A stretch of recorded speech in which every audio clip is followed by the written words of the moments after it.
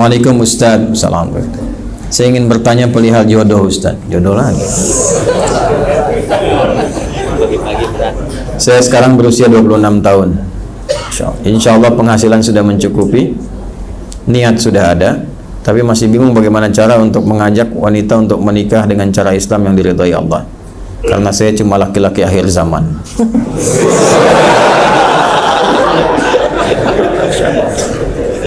Allahu Akbar. Anak sekarang. Baik. Ini kasusnya sering terjadi nih.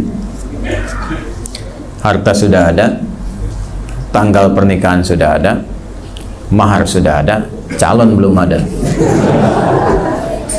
Bagaimana caranya? Ikhtiar. Itu poinnya. Ikhtiar. Niat sudah ada, mulai berdoa. Mulai apa? Berdoa. Minta petunjuk pada Allah Subhanahu wa taala untuk bisa meniatkan nikah itu sebagai ibadah dalam rangka menaati Allah. Itu dulu poinnya. Kalau sudah nanti kita berdoa dan diniatkan, Allah akan mengatur jalan ikhtiar kita untuk mendapatkan sesuai dengan niatnya.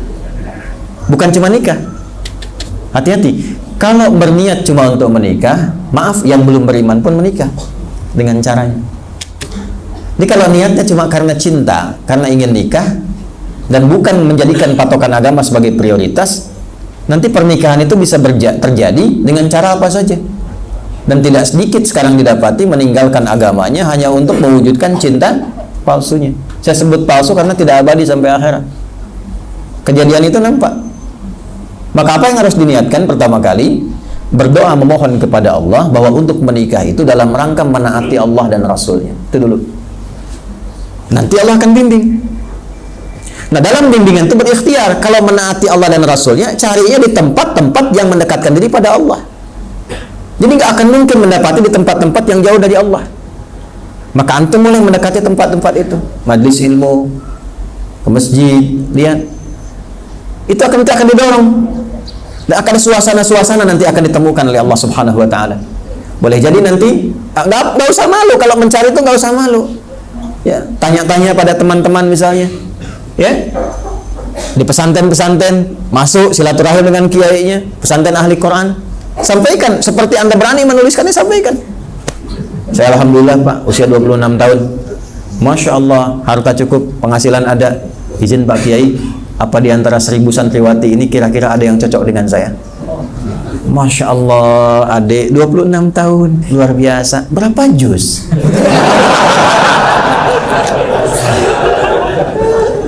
Alhamdulillah Pak Kiai, cita-cita saya masih ikhtiar. Insya Allah 30 juz. Sekarang masih juz 30.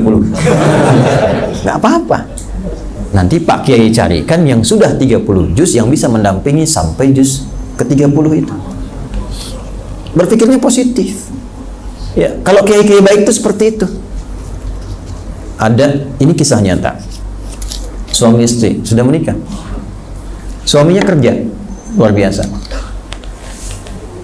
Satu kali izin untuk i'tikaf, menghafal Quran. Saya percepat lah. Setelah i'tikaf itu, nah ini bisa ya. Antum kan dalam setahun kalau masih aktif cuti kan kadang-kadang ada berapa hari itu? Ya, 14 hari ya kurang lebih ya. Bisa nggak antum tempatkan itu 10 harinya khusus akhir Ramadan? Minta cutinya pasin. Supaya bisa i'tikaf. Itu niat betul tuh. Nah ini diniatkan. Setelah itu selesai i'tikaf, singkatnya hafal 3 juz. Dia menyimpulkan pada dirinya, Allah, aku kemana saja 10 hari bisa 3 juz, sedangkan puluhan tahun aku hidup dalam kesibukan dan tidak meninggalkan pekerjaan, tetap kerja, dan Masya Allah hafal 3 juz.